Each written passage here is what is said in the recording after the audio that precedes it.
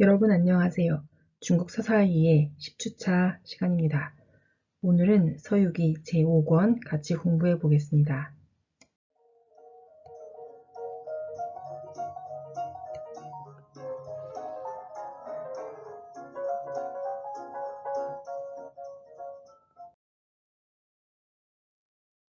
오늘 공부하면서 같이 생각해 볼 문제입니다. 서유기 공간, 공간에 존재하는 인물들, 그리고 공간을 오가는 인물들 사이의 관계에 대해 생각해 봅시다. 서유기에 나오는 도교신과 불교신이 많이 있습니다. 도교신과 불교신들의 주요한 특징, 역할 등을 생각해 봅시다.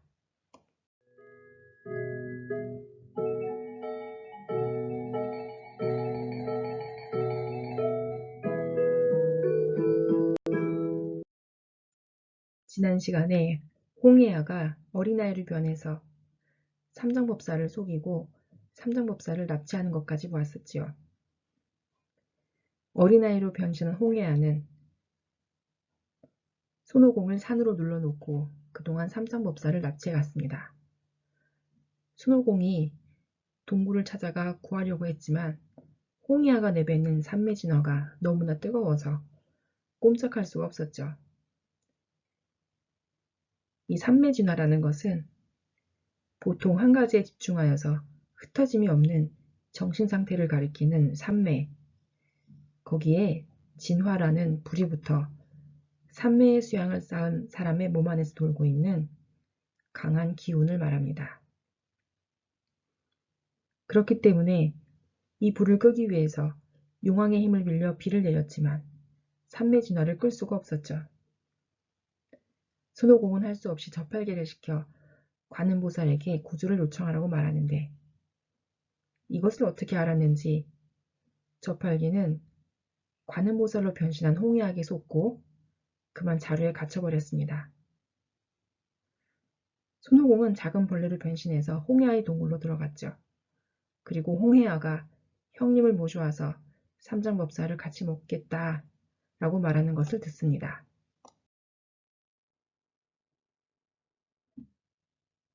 손오공은 홍해아가 형님을 모셔와야겠다 라고 말한 것은 아마도 아버지인 우마왕을 가리키는 것일 거라고 생각했습니다.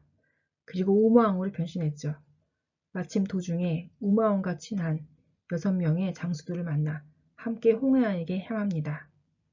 우마왕으로 변신한 손오공은 홍해아에게 삼장을 먹지 말라.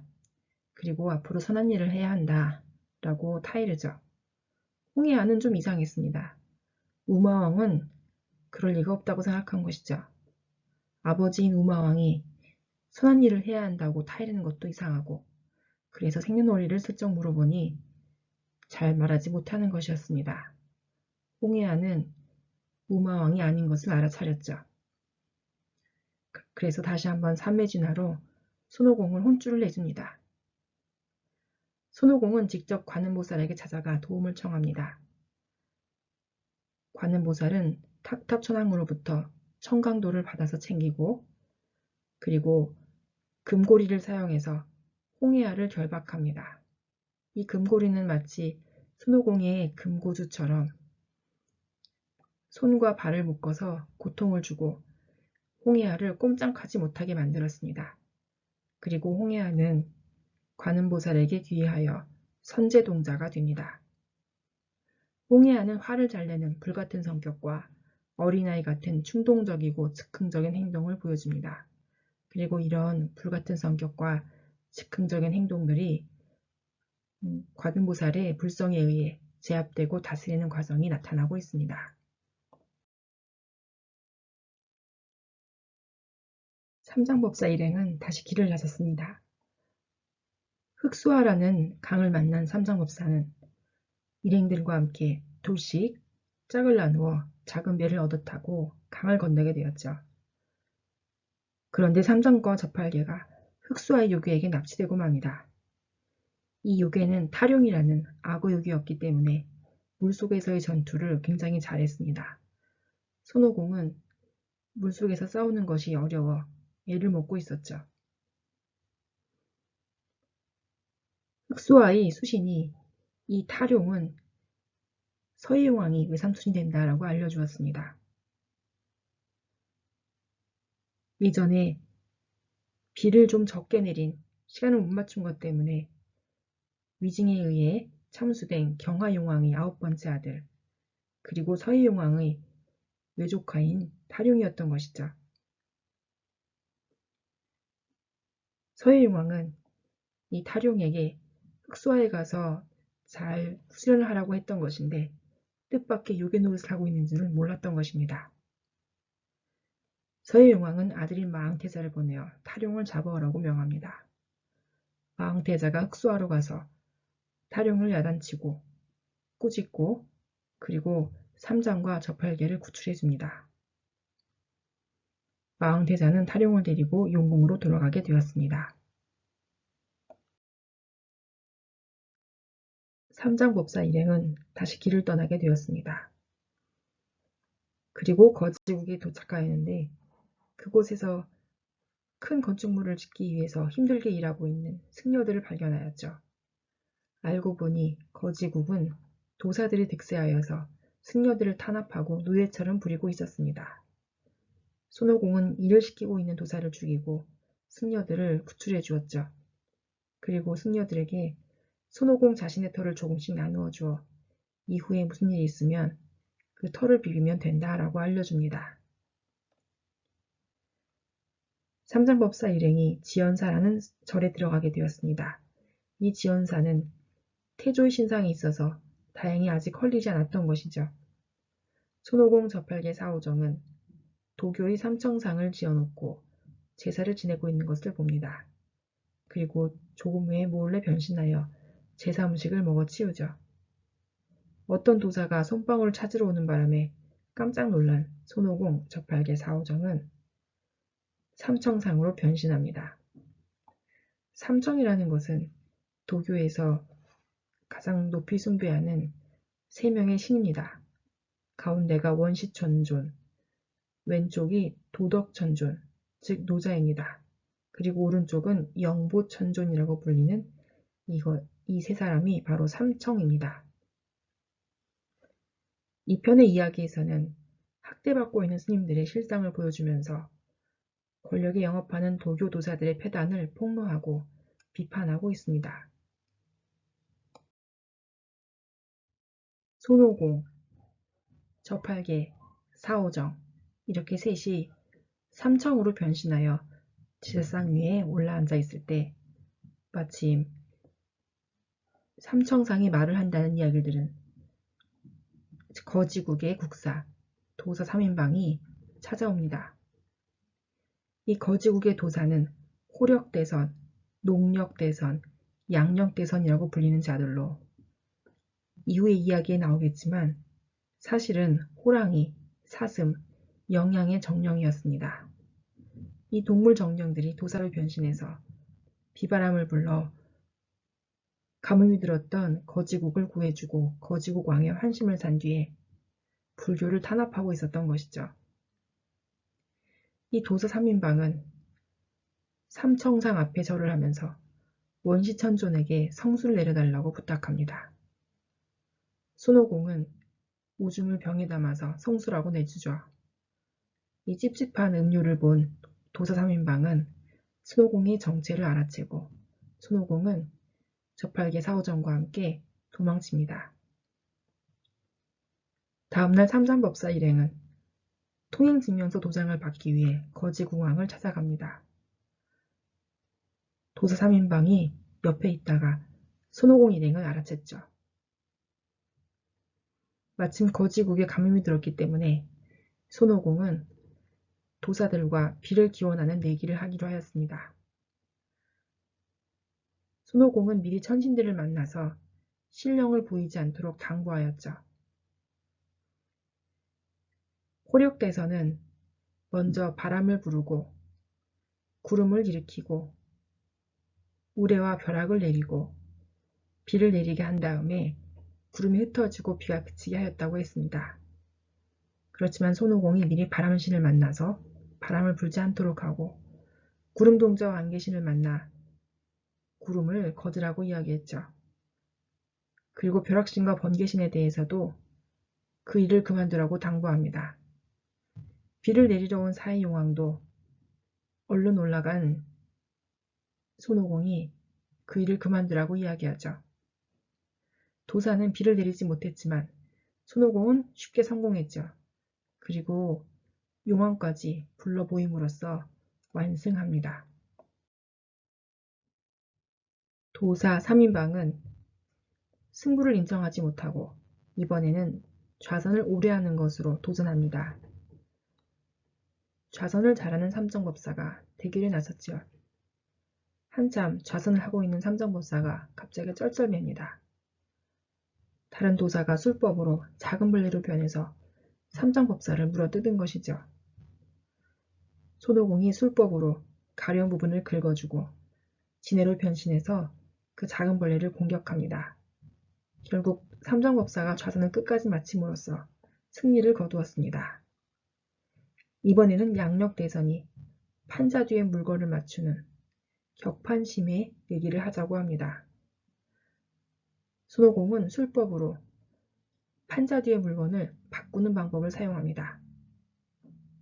저고리와 치마는 술잔으로, 복숭아는 복숭아씨로, 도사는 동자로 바꾸어서 삼장에게 알려주었죠. 삼장이 모두 맞춰서 이기게 되었습니다. 3명의 도사는 또 다른 종목으로 도전합니다. 이번에는 좀 무시무시한 도전이군요. 호력대선은 머리를 베었다가 다시 붙이는 얘기를 합니다. 호력대선이 머리를 베자 누렁개를 소환해서 머리를 개울에 갖다 버리게 했죠. 농력대선이 배를 갈라 창자를 도려내고 다시 자라게 하는 내기를 합니다. 손오공이 배를 갈라 창자를 도려내는 것을 하자 농력대선도 따라합니다. 그때 굶주린 매를 소환해서 농력대선의 오장육부를 먹어치우게 했습니다. 마지막으로 양력대선이 끓는 기름 가마에 들어가 모욕하기를 합니다. 손오공이야 아무리 뜨거운 것이라도 잘 참죠. 그 대신 양력대선이 경기를 할 때 용왕이 와서 차가운 용이 열기를 식히는 것을 못하게 차가운 용을 거두어 갔습니다. 결국 양력대선도 그렇게 죽고 말았죠.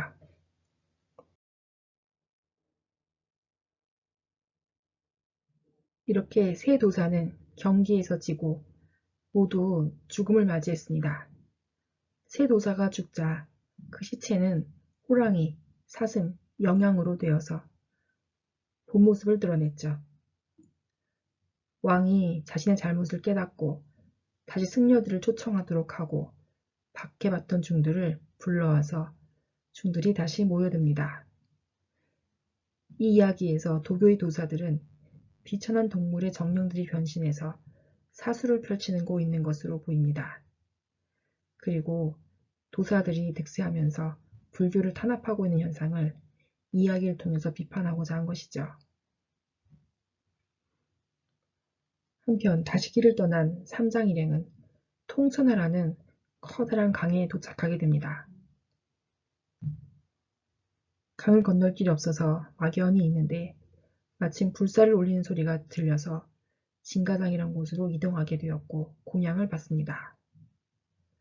그곳에서 통천하에는 영감배영이라는 요괴가 있어서 어린아이들을 바치면 도움을 주고 그렇지 않으면 재앙을 가져온다는 것을 알게 되었습니다. 마침 공양을 받았던 진시집의 딸 일친금과 아들 관보를 제물로 바치게 되었다고 하죠. 7살, 8살 된 어린아이들이 제물로 바치게 된 것을 보고 손오공은 차라리 돈으로 아이들을 사는 게 낫지 않는가 말합니다. 그랬더니 꼭 친자식이어야 된다는 것이었죠. 안타깝게 생각한 손오공과 저팔계는 아이들로 변신해서 대신 제물이 되기로 합니다. 이 이야기에서는 마을의 안녕을 위해서 어린아이를 제물로 바치는 식풍습에 대한 비판을 하고 있습니다.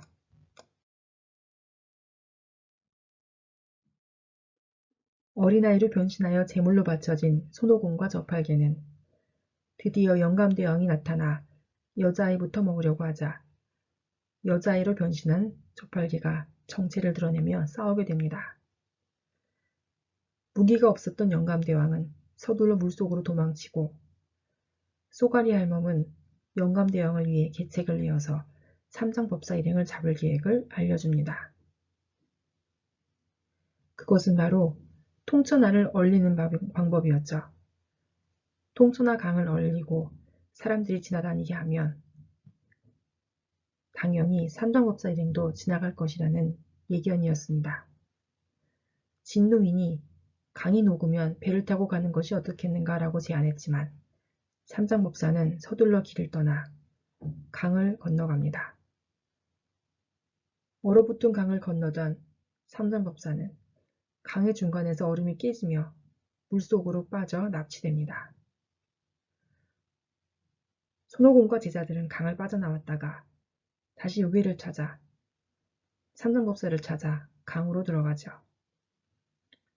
이 영감대왕은 실은 관음보살이 기르던 금붕어였습니다. 홍수가 난 틈을 타서 빠져나와 통천하에서 요괴 노릇을 하며 해마다 진가장에 어린아이, 어린 여자아이를 제물로 받아먹고 있었죠.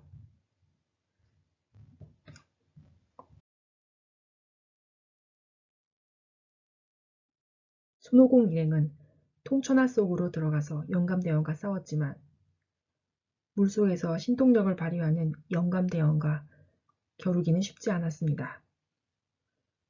손오공이 먼저 물 밖으로 나오고 사오정과 저팔계가 요괴를 물 밖으로 유인해내자 그제서야 손오공이 영감대왕을 물리칩니다. 영감대왕은 다시 물속으로 들어가 도통 나오질 않습니다. 손오공이 관음보살에게 찾아가 도움을 청합니다. 관음보살은 마침 대나무로 바구니를 만들고 있었죠. 그리고 관음보살이 잠깐 사이에 대바구니로 요괴 영감대왕을 포획하여서 돌아갔습니다. 삼장법사를 구한 손오공 일행은 본래 통천하의 수신이었던 큰 자라를 타고 무사히 통천하를 건너갈 수 있었습니다. 이 영감대왕은 원래 관음보살이 연화지 안에서 키우던 금붕어였는데 물이 넘쳤을 때 땅으로 내려온 것이었죠. 꽃이 피지 않은 연꽃송이를 은출하는 무기로 만들어서 사용하고 있었습니다. 그래서 신통력이 대단한 것이었군요. 관음보살이 다시 금붕어를 거둬가서 다행입니다. 다시 길을 떠난 삼장법사 일행은 금두산에서 누대와 정자를 발견하게 됩니다. 마침 날이 너무 춥고 배고팠기 때문에 삼장법사 일행은 그 누대에 들어가려고 했죠.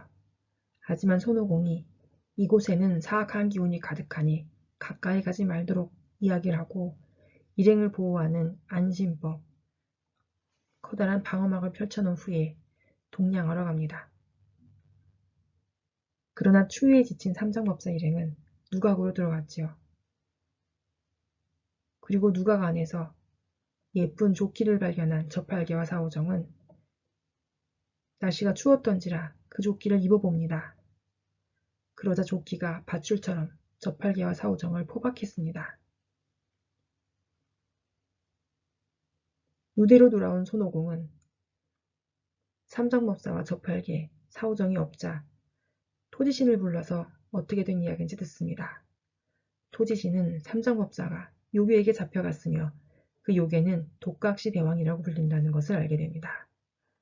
독각시 대왕을 찾아간 손오공은 결투를 벌이는데 이 독각시 대왕이 쓰는 빛나는 흰고리, 금강탁이 보통 무기가 아니라 모든 것을 빨아들이는 희한한 무기였습니다. 열분까지 빼앗기고 말았죠. 독각시 대왕은 소위 머리를 한 마왕인데